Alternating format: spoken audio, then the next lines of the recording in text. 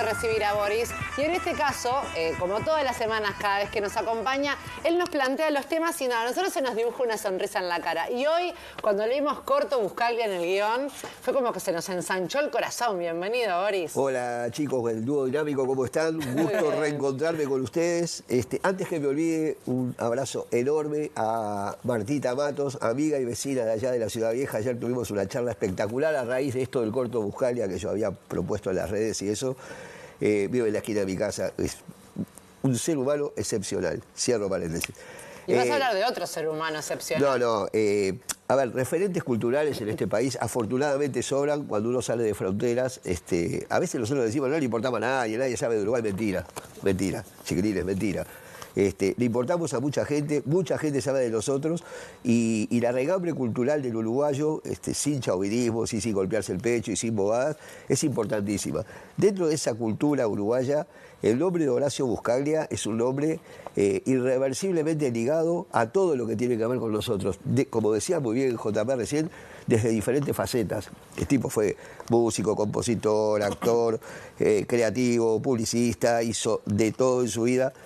Pero lo mejor es que todo lo hizo bien y todo dejó una marca indeleble en varias generaciones, porque la mía seguro, los criamos con aquellas musicaciones, con todo esto que vamos a repasar, pero de futuro, ustedes que son más jóvenes, hablan del Corto Buscaglia ya con una admiración desde Canciones para la Siesta, desde haberlo vivido en diferentes facetas.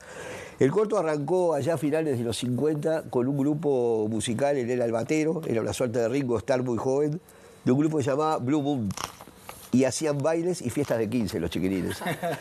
Y después de Viro en Poeta, en un grupo formado por Clemente Padín, que todavía en Lascano los acompaña con sus 80 largos, que funcionaba en una librería llamada Guardia Nueva. Esa librería Guardia Nueva de libros usados estaba en la calle Soriano y tenía dos dueños, Jorge Cafride y Jorge Barlota. Y si yo les digo Jorge Barlota, ustedes ya nada menos que Mario Lebrero. Era el propietario de el copropietario de esa librería. Y allí funcionaba el grupo Los Achepientos, que así se llamaban los poetas jóvenes que estaban en ciernes todavía y que se juntaban ahí.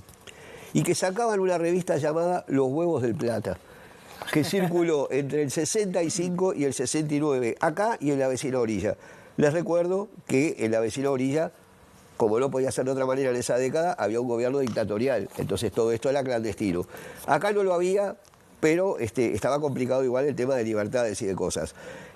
Bueno, esta gente sacaba esta revista Los Huevos del Plata, que a su vez tenía una separata. Y en esa separata, el amigo Buscaglia inventó lo que fueron los mojos.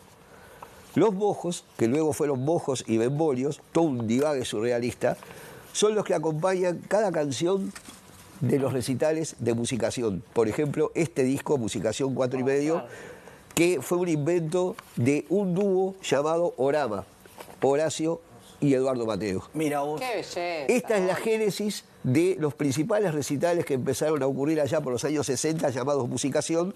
El cuarto, como otro delirio de creatividad, fue Musicación 4 y medio. Antes de cada canción aparece una suerte de recitado surrealista que no tiene nada que ver. Por ejemplo, hay uno que habla de la hiena. Cuando la hiena se ríe, dice ja, ja, ja, ja. Son 9 cabezas. No.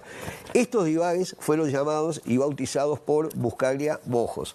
Los mojos fueron muy famosos en la década de los 60 y tuvieron mucho que ver con lo que vino después, con la cultura. No contento con esto, las musicaciones fueron creciendo y allí se juntó toda esa playa de Pipo, Urbano, Mateo, Galotti, un montón de gente que hizo al arte y a la música, que hicieron la Verónica Indart y un montón de gente que hizo esas musicaciones, y en un afán de creatividad superlativo entre Eduardo Mateo y Buscaglia nació El Príncipe Azul, una canción emblemática que si bien es infantil, yo la escucho al día de hoy y te llena de ternura, y más allá de los niños y más allá del contexto en el que fue escrito y por qué fue escrito, es un clásico de la música uruguaya, es un clásico que más allá de recuerdos y de cosas, uno cierra los ojos y yo llegué a ir a una musicación y ver a aquella gente joven y ver todo aquel aquella efervescencia cultural de finales de los 60 nos proyectaba a lo que vendría después, a lo que era el futuro, y a todo el movimiento de música que vino después. Bueno, después ya hablamos aquí de Discodromo, hablamos de Siglo, hablamos de un montón de cosas que tuvieron que ver después desembocando los que iban cantando y todo eso. Pero la génesis de todo eso aparece con Buscaglia. ¿Cómo se conoce con Mateo? ¿Qué pasa ahí en esa época? ¿Es a través de la música principalmente que conectan? ¿Hay algo dramatúrgico, literario antes? Mirá, Jota, yo creo que pasaba por la cuestión de la creatividad. Se encontraron dos genios locos, de esos que aparecen una vez cada 2000 años, y juntos hicieron una carrera prolífica que no tuvo límites. Desgraciadamente después la vida de cada uno fue tomando diferentes ribetes, pero digo desgraciadamente por el lado de Mateo, porque hoy Mateo tendría que ser un prócer y de repente, si bien es muy conocido esto, yo creo que todavía falta el reconocimiento de la figura de Mateo. Yo lo pienso subjetivamente. Mateo fue, junto con el Corto y con alguno más, Conrada en esos años, el padre de toda una generación que le cambió la historia, ya no solo a la música uruguaya.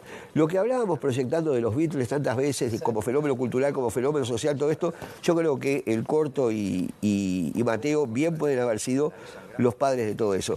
Pero Buscaglia no paraba, y allá por el 84 devino en autor de un cuplé de carnaval, de un cuplé famoso de carnaval que fue Arturito. Arturito era el robot de la Guerra de las Galaxias. Claro. Bueno, Arturito era toda una suerte de escafandra interpretada por el querido, muy querido Raúl Ramela, el Loco Ramela, que tuvo diversos méritos, pero el mérito principal que tenía el Loco Ramela, inolvidable, fue el manicero de la Escuela Avellán, mi escuela en Belvedere, 6 años.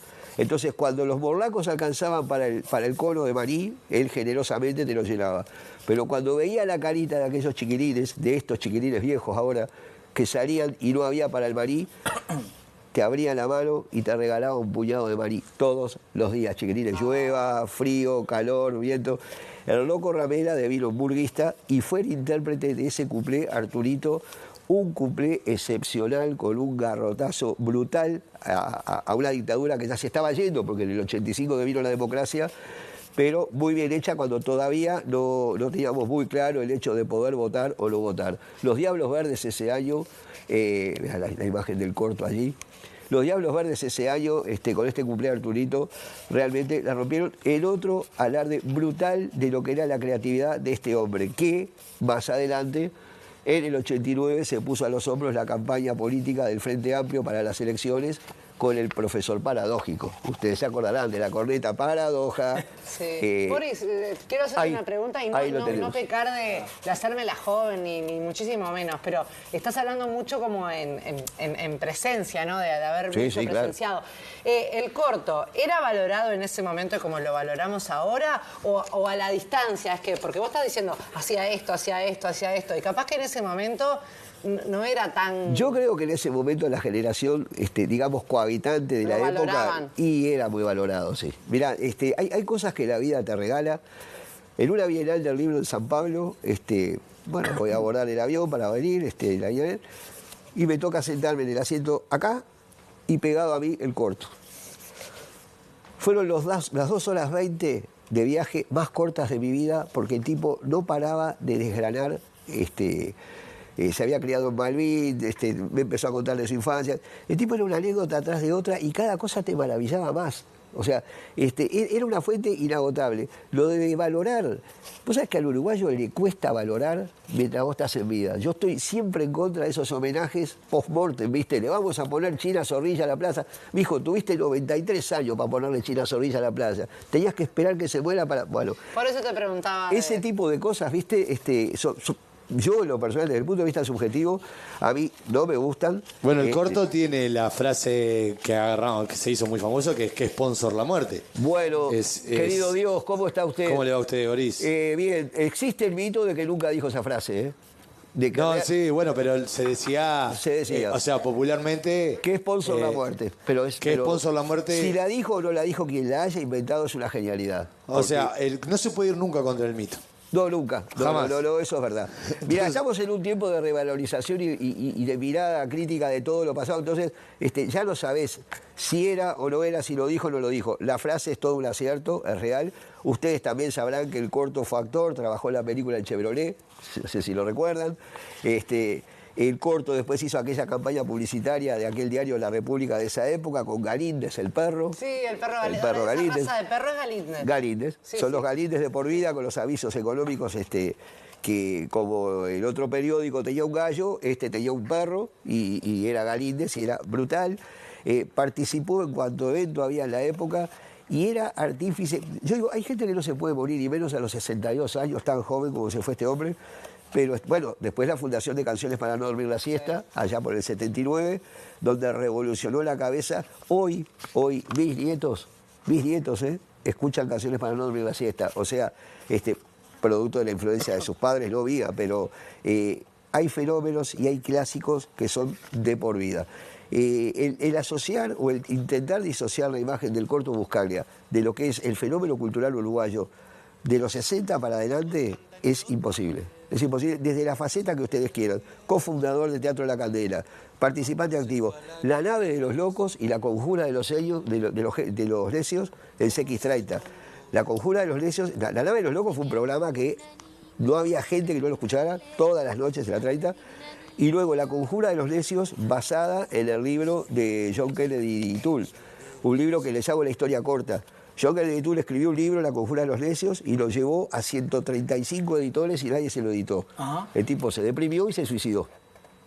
La madre agarró los manuscritos y se los regaló a un editor de periódicos local del barrio de ella. Hoy lleva 22 millones de ejemplares vendidos, La Conjura de los Necios. Es un librazo, se los recomiendo a ustedes, a la audiencia, a todos. No dejen de leer La Conjura de los Necios. Hay varias ediciones, hay una edición de bolsillo muy accesible. Un librazo que su autor no pudo haber reflejado en el éxito. Mira vos. Bueno, de ahí toma el corto Buscaglia el nombre de su segundo programa, La Conjura de los Necios.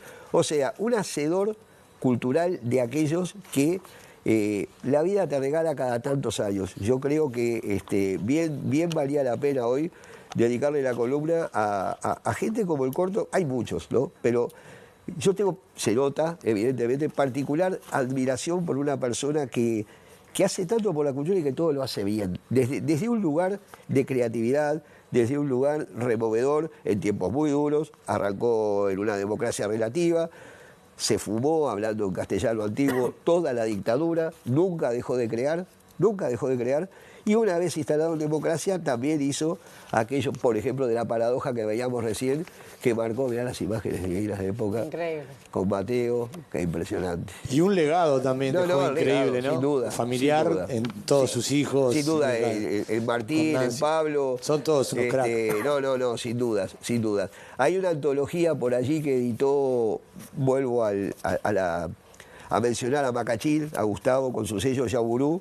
Hay una antología armada por Martín y por Macachín, que está editada en el sello de Yaburú, que se los recomiendo, que son los mojos, son los memorios, pero son unos poemas increíbles del corto Buscaglia bajo forma de libro, que es de lo poco editado que aparece por allí. Y después hay varios libros, hay un libro de Guillermo de Alencar, hay varios libros sobre lo que fue la vida del corto Buscaglia, la creatividad del corto Buscaglia. Pero esos poemas, yo me declaro insensible a la poesía, aunque parezca mentira, no me va la poesía, pero leer esas cosas que trascienden lo poético y la rima de Golondrina, La Pared, de Becker y todo esto, realmente hoy tienen una vigencia poco creíble, pese a haber sido escrito hace de repente 50 años, en otro contexto, en otro mundo y en otro Uruguay. Bueno, Boris, me aportan acá como dato un compañero Germán, que le mando un beso grande, que trabajó en TV Ciudad el corto, hacía las promos del canal, y dice, un crack se ponía a contar anécdotas y era impresionante todo lo que nos contaba. Todo. O sea, fue compañero también de TV Ciudad el corto, entre todas las cosas que nombraste,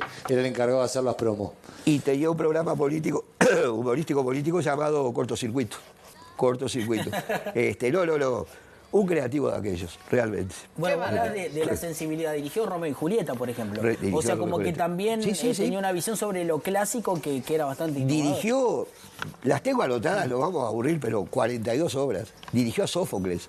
O sea, hizo teatro griego bajo la égida de su propia mirada, en un contexto donde vos decís, ¿y quién va a ver? ¿A quién va a ver una obra de teatro de Sófocles o Ifigenia, yo qué sé? Bueno, con la mirada del corto, desde allá de la candela, desde un lugar de escenarios diferente, un contexto distinto, un teatro íntimo, vos mirabas Sófocles y salías corriendo a tratar de leer el libro porque te removía más allá de los 3 capítulos que vos dabas en el liceo cuando te tocaba. Vos decías otra vez los griegos, Eurípides, Sófocles, Esquilo, ni loco. Bueno, bajo la mirada, hizo una obra de Harold Pinter. Harold Pinter es un autor bastante controversial, bastante profundo, muy profundo en teatro, que no es fácil llevar al escenario. Este genio lo llevó y batió récords de entradas vendidas en el momento. O sea, le dio a la gente una impronta de cultura, bajo el concepto cultura, no culturoso, sino cultura, no un bañito de cultura, una pata, no, cultura entendida como tal, que bien merecían los uruguayos y que muchos, no todos lamentablemente, aprendieron y después, bueno, se foguearon y fueron propagando. Pero la carrera que hizo este hombre, da para 20 columnas, ¿no? Yo les digo, tengo 42 obras que el hombre dirigió, de toda índole, clásicos como Romeo y Julieta, clásicos como les decía de los griegos, llevados a la realidad. Dirigió Ubu Rey de Alfred Jarry, que es una obra muy loca, yo no sé, Flor, vos la debes haber leído. Sí, muy hacer Ubu Rey, vos leés el librito de Ubu Rey y decís, ¿a dónde apuntaba Alfred Jarry? Bueno, era una cosa naif, una cosa surrealista, una cosa loca, tan surrealista como sus mojos, o como hablarle a un piano, o como decir, hoy saludé a la Rosa, y la Rosa me preguntó cómo estaba. Bueno, estas cosas que hacía como introducción de cada canción de las musicaciones, le marcaron al tipo una cosa que era impagable. Algo parecido con el tiempo después hizo el Macu, cuando recitaba, antes de que también formó parte de toda esa generación, y que también les prometo algún día vamos a evocar, porque la figura de Macu Naim acá, Atilio Duncan Pérez, marcó también un antes y un después, no solo a nivel publicitario, sino como poeta, como escritor, como hacedor cultural, como gestor cultural. Pero esta gente tiene que estar en memoria viva porque es el reflejo de lo que fue el país y es el antecedente básico de lo que nos está pasando hoy a nivel cultural, donde, créanme muchachos, estamos lejos de estar abandonados o de ser desconocidos. Acabo de venir de la Feria del Libro de Guadalajara y se los puedo decir de primera mano. La gente en México y los que no son mexicanos se interesan por Uruguay, por cómo nos fue en las elecciones, ya no solamente por el fútbol, ya no nos preguntan por Cavani o por Suárez, nos preguntan por escritores, nos preguntan si Butasoli sigue escribiendo, nos preguntan qué pasó con la salud de Mujica, nos preguntan, y hay un interés real por saber por el Uruguay como ejemplo de país.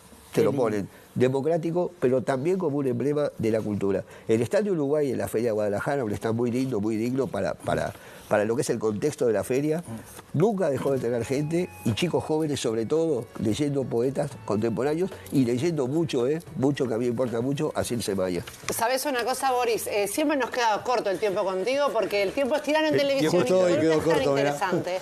Así que muchísimas gracias No, por ustedes, habernos muchachos, acompañado, ustedes, por porque favor, un JP placer. quiere ir a hacer otras cosas.